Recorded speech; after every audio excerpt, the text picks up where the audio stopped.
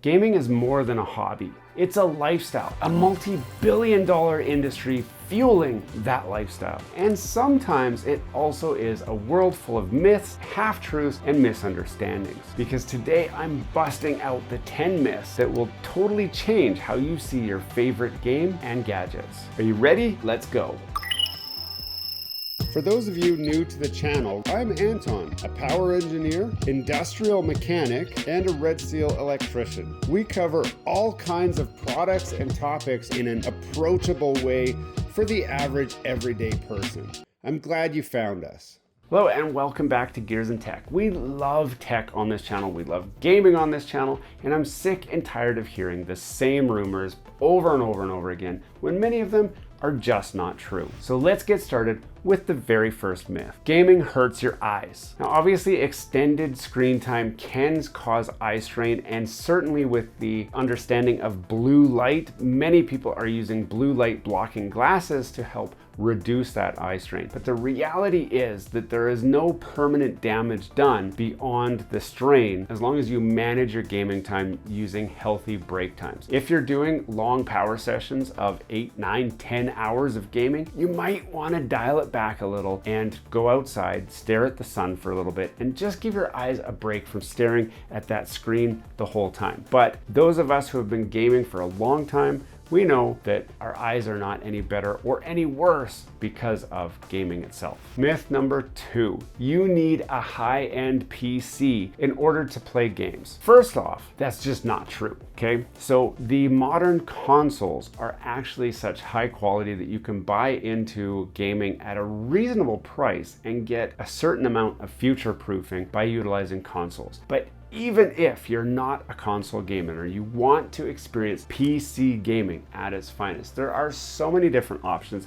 In fact, a PC that runs a 2070 or a 3070 graphics card will give you tons of headroom for really great graphics at really good frame rates for even the latest games. Now, obviously, a better video card is always going to deliver better results. We're at the point now really of diminishing returns. If you buy a video card for $300, it's going to perform really well. To go to a $600 video card, one that's twice the price, is not going to give you twice the performance anymore. Sure, you can get a little bit better frame rates and you can turn the graphics up a little bit more, but for most of us, the experience on a last gen or a last gen video card is perfectly acceptable for us to get the full experience without sacrificing really anything except keeping a few extra dollars in your pocket. Myth number 3, wireless controllers have higher latency than wired controllers. That is completely false nowadays. With the introduction of the DualSense controller from PlayStation, they provide pretty much a lag-free experience to the point that on console at least, even if you are using a PlayStation 5 controller plugged in, it will simply charge the controller, but it's still actually using the wireless connection for full communication because the latency is actually lower on the wireless connection versus wired. And that is true for many PC wireless controllers as well. So the days of having to be wired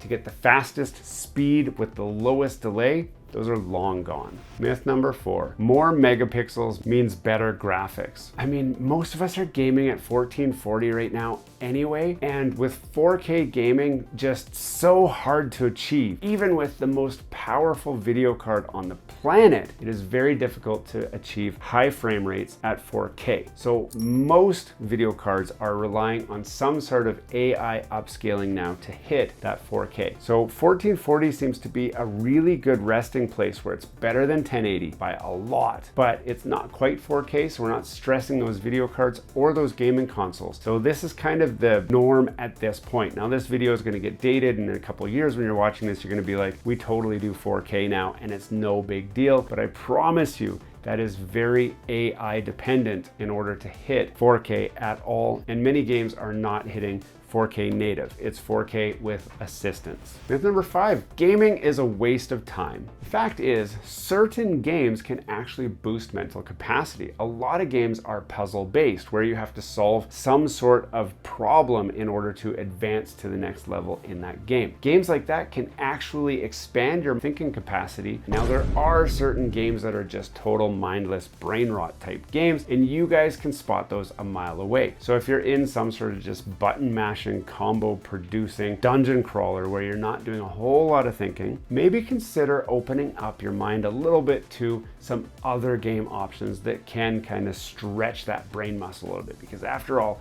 a well-stretched brain muscle is always a good thing. Before we finish, I've got more gaming myths to bust, but I want to hear from you. Drop your biggest gaming or tech myth in the comments. I might feature it in the next video, and stay tuned. Soon, I'll reveal the craziest secret about how tech companies keep you hooked.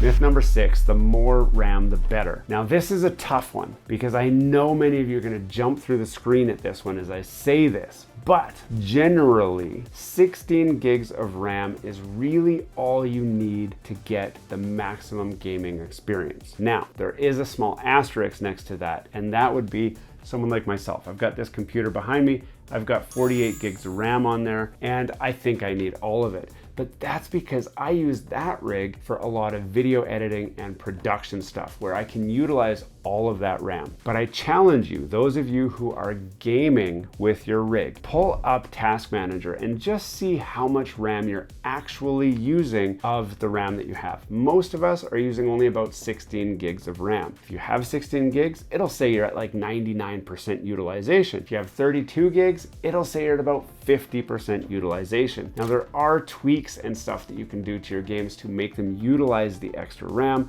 but the reality is many of the gamers out there are not going to change those tweaks. They're going to simply boot the game, turn the graphics at the recommended settings, and they're going to just play. And for those gamers, 16 gigs of RAM is plenty. So especially if you're trying to keep costs low to get into PC gaming, 16 gigs can't go wrong. Now, here's a special hint for you. The speed of the RAM does matter. So if you can get the fastest RAM possible and 16 gigs of it, that's where you're going to get the most gains, is having faster RAM, not more RAM.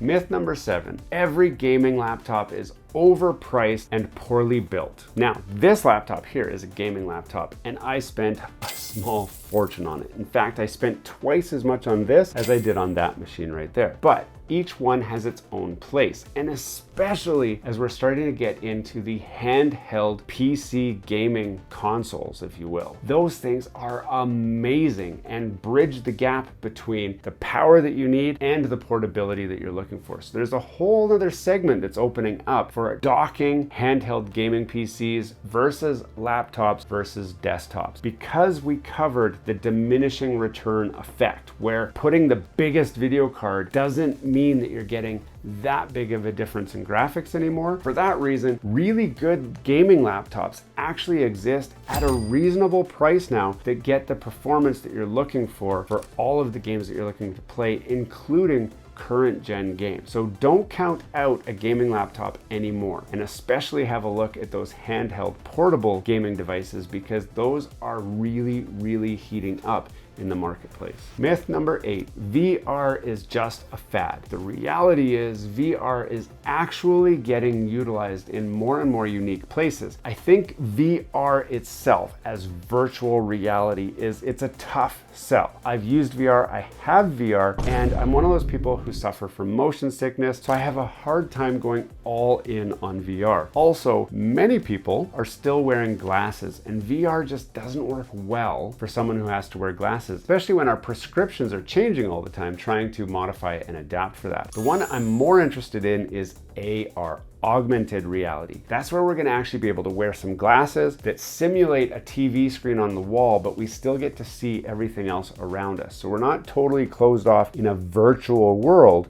We're augmenting our reality with AR. Now, both of those have a lot of exciting new tech on the horizon, and I think this whole notion that it's a fad it's gone. I can't even imagine that this is still considered a myth that needs to be busted. But for those of you who think VR is a fad, it's not. There's too much money getting invested in this to try to figure out how to make it something that more and more people can get involved in and make it more approachable. And we are going to see a lot more unique and interesting ways that it gets incorporated into our daily lives in the near future. Myth number 9, all gaming monitors are the same. First off, totally false. Second of all, completely false. Refresh rate, response time, and sync tech matter for smooth gameplay. It does not matter if you've got a really good graphics card. If you're using your old business desktop monitor, you're not getting the performance. You are actually peaking the performance that you can get from your gaming rig. You want to get a monitor that can at least match or pass the performance that your PC can put out. Most of us currently are looking at 1440p at 144 Hz refresh rate, and then you're golden. But many of us that are looking to future-proof should definitely be looking for 4K capabilities, native, not upscaled. If the panel's only 1440 panel, but it can do 4K, it's not the same thing. So be very, very careful when you're picking your gaming monitor, because it does actually matter. It makes a huge difference. And we've got a totally different segment where we talk about gaming monitors and pairing and matching those up so that you can make your best decision possible and you're not holding yourself back inadvertently without knowing. Myth number 10, you can't build a good gaming PC on a budget. Totally false. We've already alluded to that a little bit by talking about those diminishing returns, but the reality is games currently are very GPU dependent and not many are very CPU dependent. This allows us to buy a CPU that is 1, 2, 3, 4, even 5 generations old, and it will work perfectly fine if we spend a little bit more money on the GPU and we're good. Now, the exception to this rule is that as AI gets more and more popular with games and in-game utilization, we will start to see a lot more CPU-dependent features being offloaded from the GPU, which can focus strictly on the visuals,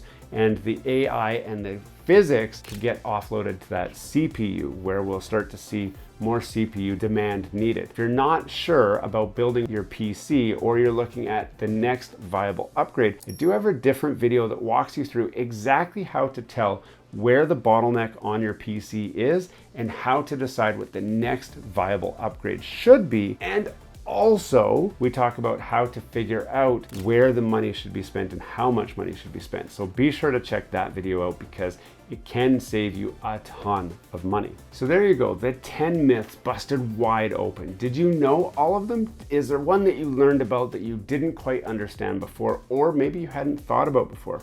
Post in the comments, let me know. I'd love to hear your thoughts about the content that you've seen so far. And also, those of you who watched the whole video, you know that in the middle of the video, we promised we would share some of the ways that tech companies keep us hooked in the PC gaming space. And a lot of that has to do with some of the myths that we've tried to debunk in this video, which is that you don't need the latest video card. You don't need the most RAM. You don't need the newest CPU or processor to enjoy PC gaming. They keep us hooked by spending so much money on the latest tech, and then we don't get those returns that we're looking for, but we feel inclined to keep playing the games to try and get our value back out of them. So be sure to be smart about where you're spending your dollars when you're upgrading your PC and or when you're buying your first gaming PC, because you can get in for a really low price without having to pay all those extra dollars and still get a very similar and comparable experience than those guys that are spending thousands of dollars.